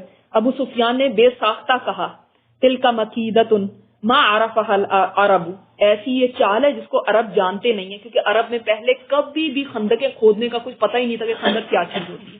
اب انہوں نے خندق کے گرد غیظ و غضب کے ساتھ چکر کاٹنا شروع کر دیا۔ انہیں کسی ایسے نقطے کی تلاش تھی جہاں سے خندق پار کر سکے، اصل وہ چاہ رہے تھے کہ کراس کر لیں کسی طرح خندق کو، کوئی ایسی جگہ جو تھوڑی نیرو ہو، کوئی جہاں سے، لیکن مسلمان ان پر تیر برسا کر انہیں خندق کے قریب آنے نہیں دے رہے تھے۔ یعنی مسلمان یہاں سے بیٹھ کے مار رہے تھے نا، تو وہ اب قریب نہیں آ پا رہے تھے۔ سمجھ رہے ہیں آپ تھوڑی سی بات کو، تاکہ وہ اس میں نہ کود سکیں اور نہ مٹی ڈال کر راستہ بنا سکیں۔ اگر سائڈوں پہ جو مٹی پڑی ہوئی وہی ڈال دی اور عبور کر کے آ گئے تو ان کو یہ موقع ہی نہیں ملے نا، وہ خندق کے قریب ہی نہ آ سکیں۔ یہاں تک جلدی سے ہم کر لیتے ہیں کیونکہ ٹائم ہو گیا۔ مجبوراً مشرکین کو مدینے کا محاصرہ کرنا پڑا، حالانکہ وہ اس کے لیے تیار ہو کر نہیں آئے تھے، ان کی پلاننگ یہ نہیں تھی۔ اب ان کو کیا کرنا پڑا، وہاں پہ پڑاؤ ڈال کے بیٹھے ہوئے ہیں وہ، اب کیونکہ چلتے وقت یہ منصوبہ ان کے خواب و خیال میں بھی نہیں تھا، لیکن بہرحال اب وہ روزانہ دن میں نکلتے اور خندق عبور کرنے کی کوشش کرتے تھے، جبکہ مسلمان پورے راستے پر ان کے سامنے موجود ہوتے اور تیروں اور پتھروں سے ان کا استقبال کرتے تھے۔ مشرکین نے کئی بار بڑی زبردست کوشش کی اور پورا دن اسی میں صرف کر دیا، لیکن مسلمان بھی دفاع میں ڈٹے رہے، یہاں تک کہ ان کی رسول اللہ صلی اللہ علیہ وسلم کی کئی نمازیں قضا ہو گئی اور سورج ڈوبنے کے قریب یا ڈوبنے کے بعد ہی انہیں ادائیگی کا موقع مل سکا۔ اس وقت تک نماز خوف مشروع نہیں ہوئی تھی، یعنی وہ نہیں شروع ہوئی تھی، اور اس میں آتا ہے کیونکہ کافی دن کا محاصرہ تھا، کئی دن وہ اس میں رہے۔ تو ایک روایت میں یہ آتا ہے کہ حضرت عمر خندق والے دن، غزوہ خندق والے دن آئے اور کفار کو سخت سست کہتے ہوئے کہنے لگے، یا رسول اللہ آج میں مشکل سے سورج ڈوبتے نماز پڑھ سکا۔ تو آپ صلی اللہ علیہ وسلم نے فرمایا، اور میں نے تو ابھی واللہ نماز پڑھی ہی نہیں ہے۔ اس کے بعد ہم لوگ نبی صلی اللہ علیہ وسلم کے ساتھ بطحان میں اترے، پھر آپ نے نماز کے لیے وضو فرمایا اور ہم نے بھی وضو کیا، پھر آپ نے عصر کی نماز پڑھی، یہ سورج ڈوب چکنے کے بعد کی بات ہے، اس کے بعد مغرب کی نماز پڑھی، اور آپ صلی اللہ علیہ وسلم کو اس نماز کے فوت ہونے کا اتنا دکھ تھا کہ آپ نے مشرکین پر بددعا فرمائی۔ بخاری میں حضرت علی سے مروی ہے کہ آپ صلی اللہ علیہ وسلم نے خندق کے روز فرمایا، یا اللہ ان مشرکین کے لیے ان کے گھروں اور قبروں کو آگ سے بھر دے، جس طرح انہوں نے ہم کو نماز وسطی یعنی عصر کی نماز کی ادائیگی سے مشغول رکھا یہاں تک کہ سورج ڈوب گیا۔ اور بعض جگہ پہ یہ آتا ہے مسند احمد میں کہ مشرکین نے آپ صلی اللہ علیہ وسلم کو ظہر، عصر، مغرب اور عشاء کی نمازوں کی ادائیگی سے روکے رکھا۔ پھر آپ صلی اللہ علیہ وسلم یہ ساری نمازیں اکٹھی پڑھی تھی، اس لیے کہ خندق کی سیکیورٹی کے لیے ہر وقت الرٹ تھے نا کہ کہیں سے آ نہیں جائے، تو وہ اس کی وجہ سے نمازیں قضا ہو رہی تھی، اور آپ صلی اللہ علیہ وسلم نے اس کے لیے ان کے لیے بددعا کی تھی۔ یہاں تک ہم انشاءاللہ دیکھتے ہیں، پھر آگے انشاءاللہ تعالی نیکسٹ ٹائم پڑھیں گے۔ اللہ تعالیٰ سیکھنے سمجھنے کی اور جو ہم اس سے سبق لیتے ہیں ان پر عمل کرنے کی توفیق عطا فرمائے۔